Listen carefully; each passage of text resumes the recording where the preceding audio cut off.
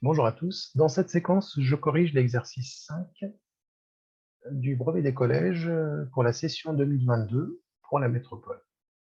Dans une habitation, la consommation d'eau peut être anormalement élevée lorsqu'il y a une fuite d'eau. On considère la situation suivante. Donc, on a une salle de bain qui est équipée d'une vasque de forme cylindrique, comme indiqué ci-dessous, et le robinet fuit à raison d'une goutte par seconde. Donc, on a une fuite. Donc, on a une fuite d'une goutte par seconde, ce qu'on appelle un débit, donc une goutte par seconde. OK. En moyenne, 20 gouttes d'eau correspondent à 1 millilitre. Donc 20 gouttes, c'est tout simplement 1 millilitre. On continue. Donc on a les dimensions de la vasque. Donc diamètre intérieur 40 cm, hauteur intérieure 15 cm, donc c'est un cylindre.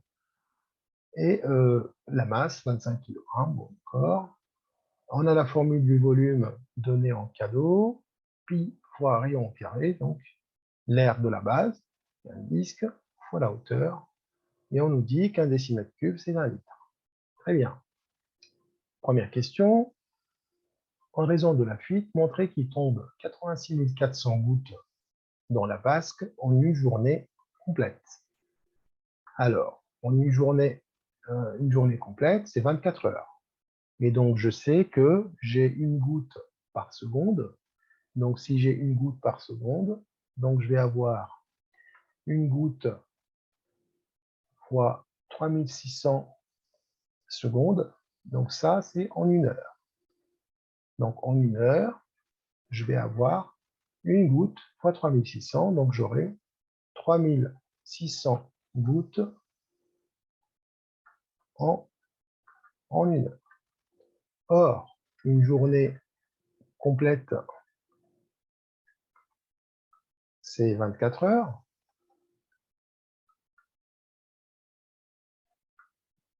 Et donc, je vais avoir un volume perdu en 24 heures égal à 3600 fois 24, ce qui nous fait 86 400 gouttes d'eau perdues en une journée. Donc ici, c'est une question de proportionnalité. On a le droit de faire un tableau, si vous voulez, en fait, comme vous voulez, mais expliquer un minimum le cheminement de votre raisonnement. Pour la question 2, on nous dit de calculer en litres le volume d'eau qui tombe dans la vasque en une semaine en raison de cette fuite. Bon, une semaine, c'est 7 jours. Bon, donc volume perdu en une semaine, il suffit de multiplier par 7 ce résultat. Et ce qui va me donner 604 800 gouttes. Or, on me demande de donner un résultat en litres. Au début, on m'a dit que 20 gouttes, on va revenir un peu au-dessus, 20 gouttes, c'est 1 millilitre. Dans l'énoncé, rappelez-vous, 20 gouttes, c'est 1 millilitre. Donc, si 20 gouttes, c'est 1 millilitre, donc si je divise par 20, je convertis mon résultat en millilitres. D'accord? Donc, si 20 gouttes, c'est 1 millilitre, donc une goutte, c'est 1/20 de millilitre. C'est ce que je suis en train de dire. Donc, je vais diviser par 20, ou bien multiplier par 1/20, que vous voulez. C'est pareil, ça revient à la même chose. Ce qui va me donner 30 240 millilitres.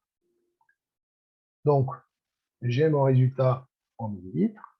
Maintenant, on me demande un résultat en litres, et donc je convertis en divisant par 1000. Donc si je divise par 1000, ça me fait 30,24 litres d'eau. Donc si on reste à 1 goutte par seconde, en une semaine, on aura perdu 30 litres. Avec le débit donc d'1 goutte par seconde. Très bien. On va passer à la question 3.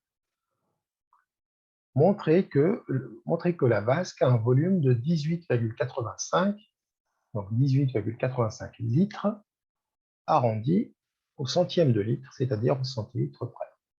Eh bien, petit 3, on va tout simplement appliquer la formule. La vasque, c'est un cylindre, donc V égale pi fois rayon au carré fois H. Je remplace le rayon par le rayon intérieur. On m'a donné le diamètre, un diamètre de 40, donc c'est 20, le rayon. Je n'oublie pas de le mettre au carré. Multiplié par la hauteur intérieure qui est égale à 15. Et donc j'obtiens 600 pi. Le volume exact, c'est 600 pi centimètres cubes.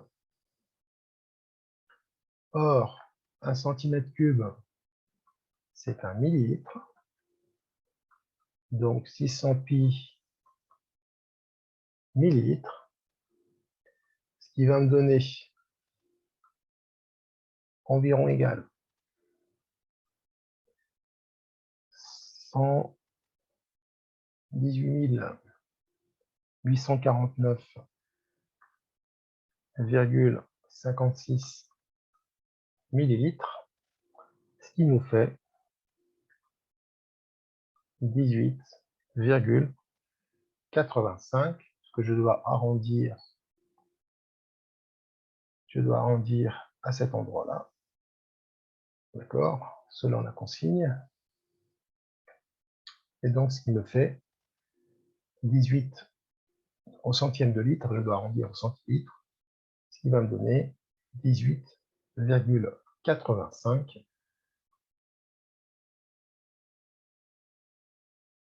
bien sûr, litres.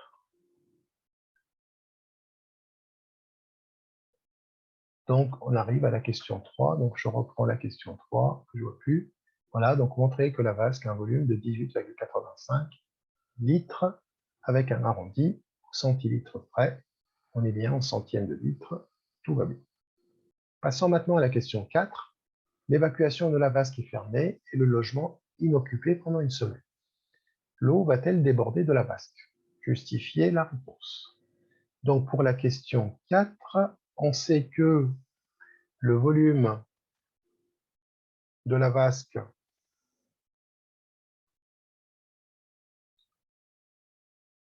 est égal à environ 18,85 litres. On sait que le volume d'eau perdu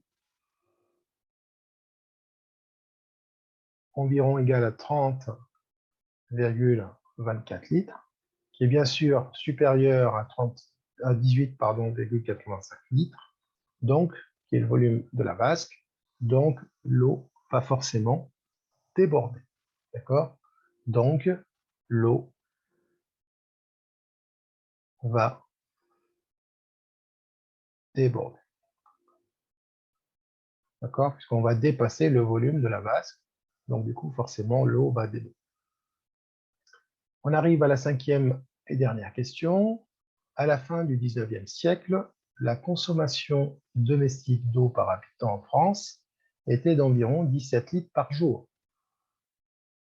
Elle a fortement augmenté avec la généralisation de la distribution d'eau par le robinet dans les domiciles. Elle est passée à 165 litres par jour. Elle est passée de 17 litres à 165 litres, presque 10 fois plus. Toujours par jour et par habitant en 2004. En 2018, la consommation des Français baisse légèrement.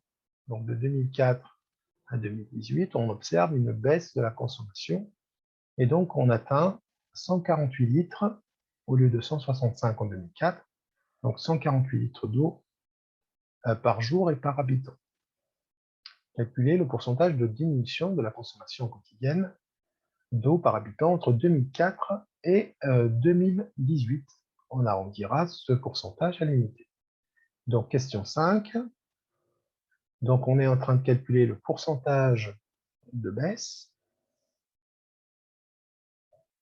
entre 2004 et 2018. Donc, l'année de référence, c'est 2004.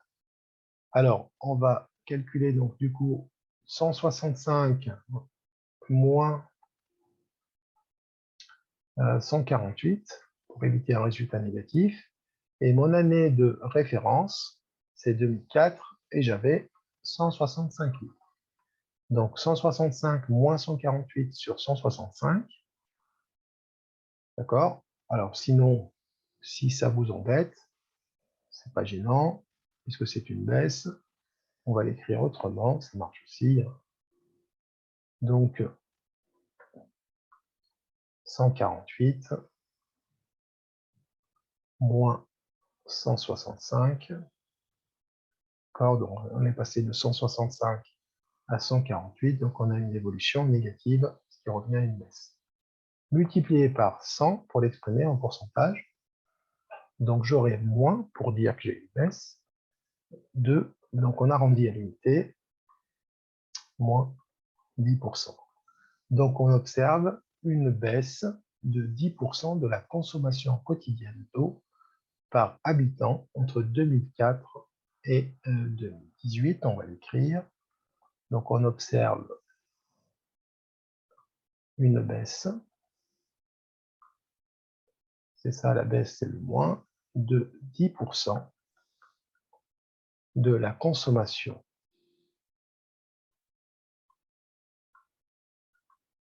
quotidienne d'eau par habitant